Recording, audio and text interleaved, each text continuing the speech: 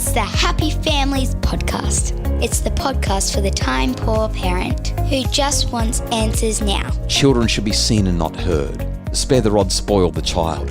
These kinds of things have been ingrained in the way we raise children and the things that parents say. And it just keeps on getting perpetuated generation after generation. And now here's the stars of our show, my mum and dad.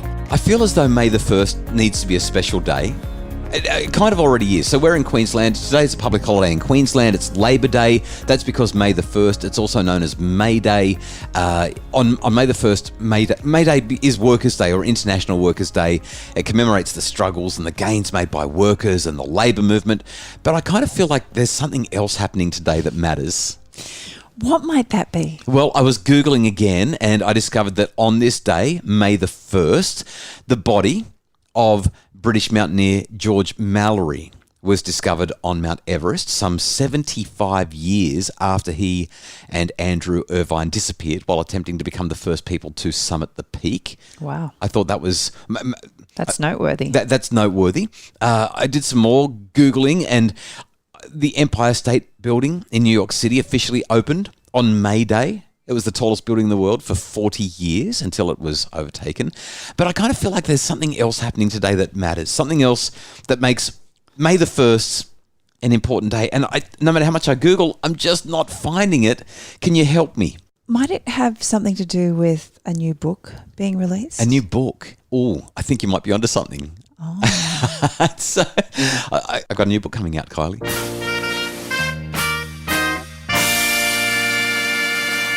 It's out today. Technically, it doesn't come out until the 3rd, but it's in bookshelves.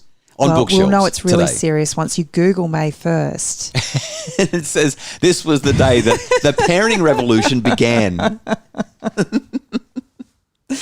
New book, very exciting. We've been through this process a handful of times now. Yeah, this is literally my 8th book published. So I should be used to it, but I'm so pumped. I'm so excited about this. It should be. There's a lot of work that goes into the, preparation, the planning, the research, and then the actual sitting down and putting all of your thoughts together, collating it and creating something that's actually noteworthy and worth reading. So I need to make a confession about this book. The Parenting Revolution is the new book. It's on bookshelves today. You can get it online. You can order it wherever books are sold. When I went through the final draft of the book, I actually sent an email through to my publisher and said, you know what, I'm going to give it a 3.8, which is good. Like, it's a pass. It's a good book. It's helpful, but I just feel like I didn't nail it. And she was kind of a little bit upset with me when I said that. But... and here's the redemption right now. Just over a month ago, as you know, I sat in a studio in Brisbane and I read it word for word out loud, the audiobook. So I've had to do the audiobook, and it's such a painstaking thing. You sit there hour after hour reading page after page of the book. And every time I read another page or another chapter, I thought, oh, that was better than 3.8. Oh, well, that was really good. I got to the end and I was like, this is a solid 4.4, 4.5, maybe even a 4.6. I'm really excited about the book. I feel like I've written a cracker. I really think this is not just a helpful book, but I think it's a really interesting and exciting book about raising kids. And it's so different to anything I've written before. It sounds like you might be suffering from a little bit of imposter syndrome there. Well, I was early on, but I'm not anymore. I'm like, buy this book. It's amazing. I'm so excited about it. So I thought on the podcast we might talk about why I'm so in love with my new book. Is that okay? Of course. Let's talk about it. So I have to confess, I have not had the opportunity to read this one. No. I haven't read a single draft. No. You've obviously had conversations with me. I've been aware of some of the content. Yes. One of the things that I found fascinating, and I would watch you as you would discover new things and just you would itching to share the things that you were learning, is just the horrible history of parenting. There were some absolutely crazy stories that you shared with me. Can you give us a little sneak peek of some of the stories that people will find in the book? So I don't want to go too deeply into this because I really spell it out in the first chapter of the book. But Kylie, I did a lot of research for this book, and something that I discovered, I've always had this idea that historically parents have been benign, they've been benevolent, they've obviously had some kind of weird ideas about raising kids, but I mean, we're all here today, so they mustn't have done too bad a job. They must have been okay with what they were doing. That's kind of been the thinking behind where I've been at in terms of the history of parenting. But I came across this book a couple of years ago called Act Natural, a cultural history of misadventures in parenting by Jennifer Traig, and it set me off on this course of reading. I found another book called Foundations of Psychohistory with a chapter called The Evolution of Childhood. And people who have dug into the history books and looked specifically at behaviors and attitudes towards children and parenting, I'm telling you, it is staggering. It's just overwhelming. And what it really is a story of unrelenting cruelty across not just hundreds, but literally thousands of years.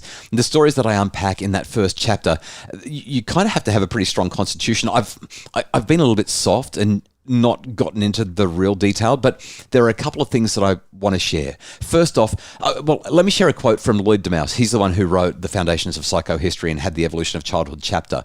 He wrote about what he's discovered.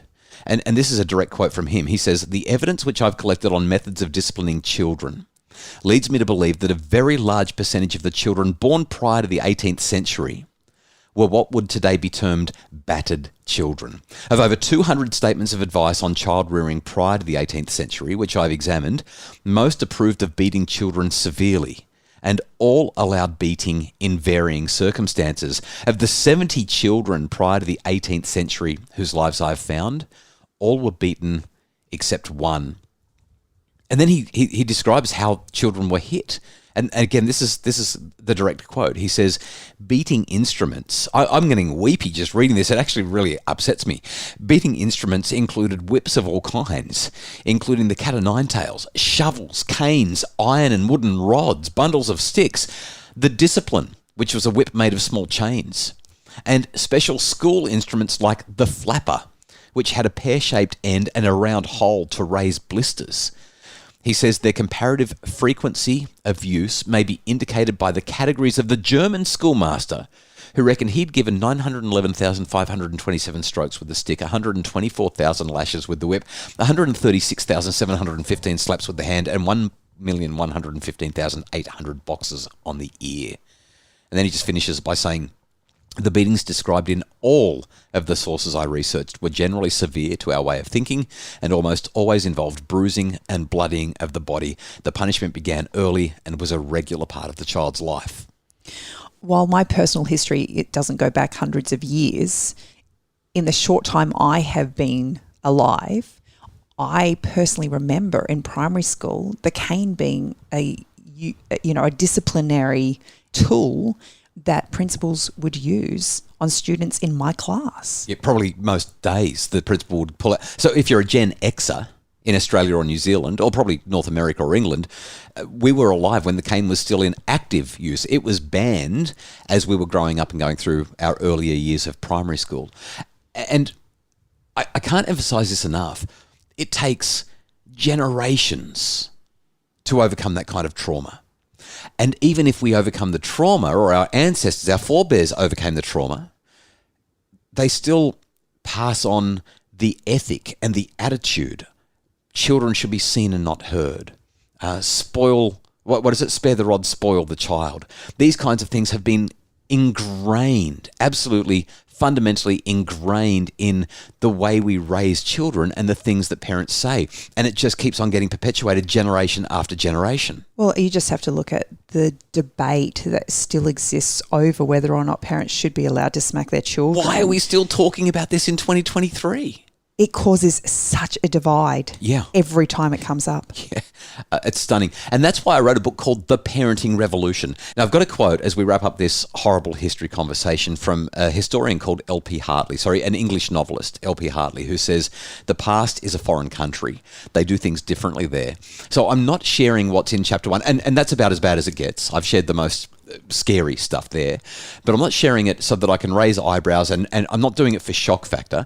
I'm doing it to highlight we need a parenting revolution, Because even 100 years ago, even once we'd moved past that kind of stuff, people like John B. Watson, who was the father of the modern psychology science in the early 1900s, he's quoted as saying things like, "Mother love is a dangerous instrument."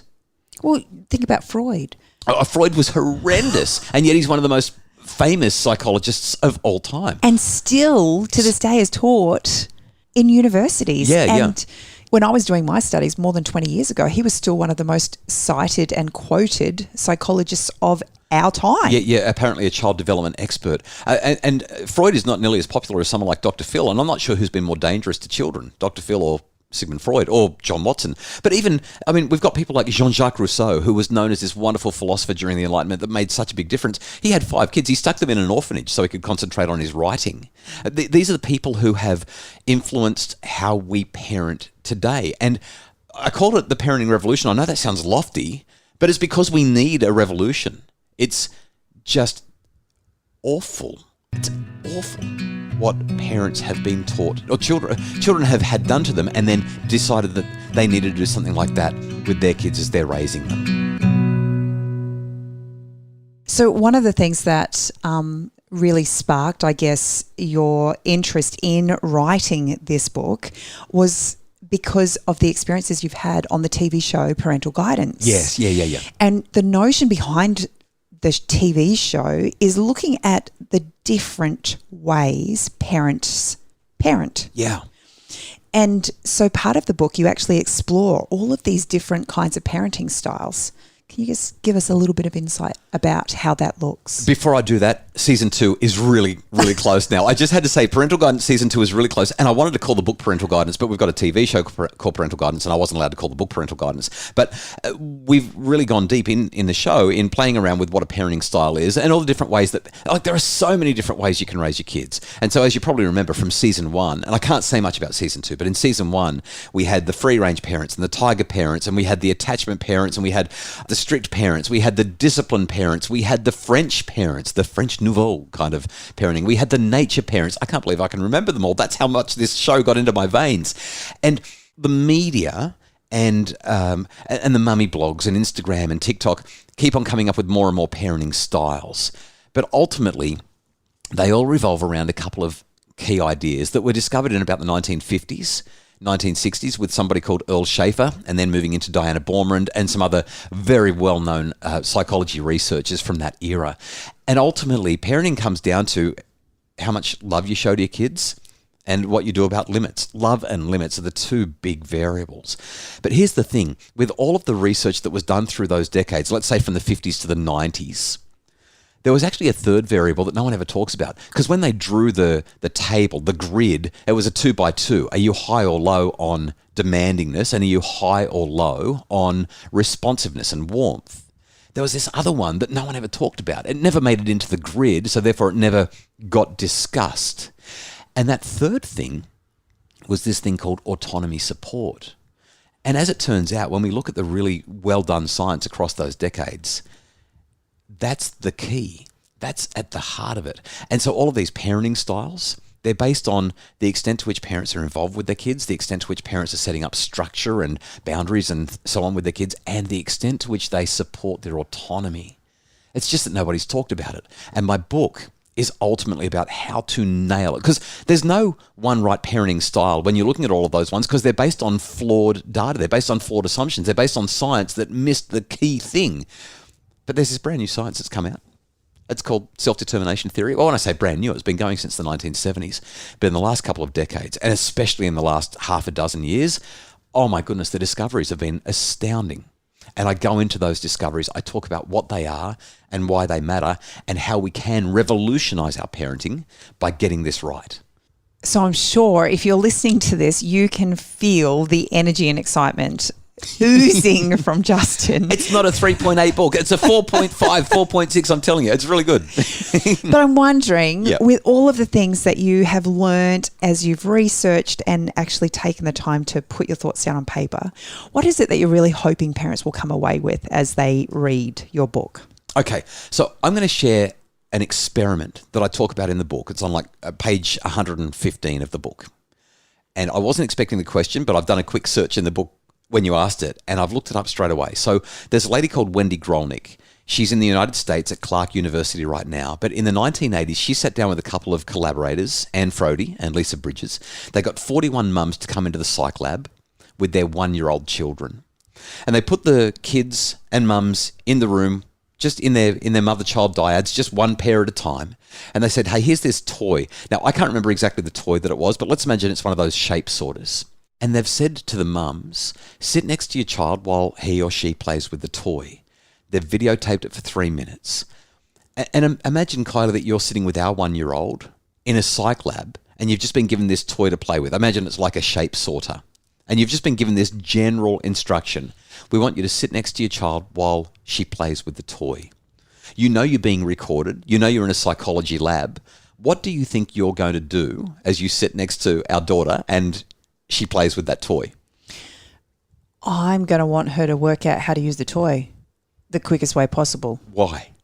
Because I'm going to think that they're trying to see whether or not my child's smart enough to work it out. Okay, I love how you're going, yeah, this is what I need to do because this is what they're assessing my child. Is my child a genius? And what Wendy Grolnick and her colleagues discovered was that a lot of parents felt like that.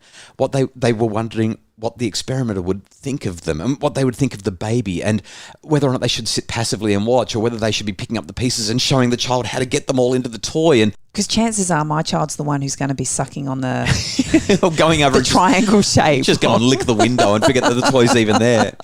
And so the mums did react in a variety of ways because so many of them really wanted to make sure that their child was playing with the toy the right way. And so they'd say, no, not there, like this, do it that way. And so what was really going on was Wendy Grolnick and her colleagues were assessing the extent to which parents were controlling or supportive of the child's autonomy. Now, here's the critical thing. Once the 3 minutes of videoing was done, they asked the mum to just sit over to the side and they gave the child another toy to play with and they observed what the child did. And what they found was that the degree to which you were controlling or autonomy supportive had a huge impact on what your child did next. The more you offered correction and direction, the more you emphasized the right way to play with the toy, the less your child was intrinsically motivated to keep on playing with the unfamiliar toy, to discover it, to engage with it. But the more autonomy supportive you were, that is, the more you just let them discover it for themselves and you were there as a gentle guide on the side, saying, oh, look what you just did. I wonder what else it can do. Why don't you show me? That autonomy support, those kids played with the toys longer. They found more solutions. They explored the toys in novel ways. Now, that concept is essentially at the heart of what this book is about. It's about how do we create ourselves a parenting style that helps us to be involved with our kids, has appropriate structure, because limits and boundaries do matter, but ultimately supports our kids and their autonomous engagement with life. And the research shows that these are the kids that are the ones that do the best. They're the ones with the highest well-being. They're the ones that are most likely to be resilient. They're the ones that have the best relationships, do best at school, are interested in discovery. Like anything that you can put together on a list of how I want my kids to turn out, it's the need-supportive approach built on involvement and structure and autonomy support that leads to those outcomes. Well, I know I haven't read the book, but the conversation has definitely made me think that this is something that I might need to put on the bookshelf right next to my bed under a few other books that I have already got ready to read. Do you know what? I'm so grateful that you actually do want to read my book. It makes me feel good. And I know you're not just saying that because we're on a podcast. You will read it, won't you? I sure will. You better. Need to be on the same page. So can you remind me, where can I get it? Everywhere. Like just Google it, The Parenting Revolution. If you go to my website and click on the link there, it'll take you through to Booktopia. They'll have a discount on it or something like that. You can get it on bookshelves in all of your bookstores around the place, fingers crossed. And can I just put in a little plug? If people have listened to me talking about the book for this long, I just want to make one more quick mention. The first week or two of a book's release are the most important for a book's success. Because the more people who buy it in the first couple of weeks, the more likely it is that bookstores will stock it on their shelves and that it will be available and that there'll be a buzz about it. Like, it's so important. The bookstores that are online will put it on the front pages of their homepage and that sort of thing. So if you're interested in it, can I please ask you really blatantly to buy the book today, tomorrow, go and grab it as soon as you can, because this is a book that will... if it doesn't start a global or at least an Australia-wide parenting revolution, it can start a parenting revolution in your living room. And I think that's the one that matters the most. I think that's the one that I wrote the book for, because you can change and undo all that trauma that's been created through the centuries as parents have got it so wrong. This is your chance to be the circuit breaker, and I feel like the book is designed to help parents to break that circuit. Anyway, we should stop because I'm going to get all weepy in a second if I keep going. The Happy Families podcast is produced by Justin Rulon from Bridge Media, and Craig Bruce is our executive producer. Thank you so much for listening. So grateful. Please check out The Parenting Revolution. It's available wherever you buy your books, and we'll be back tomorrow with more on the Happy Families podcast.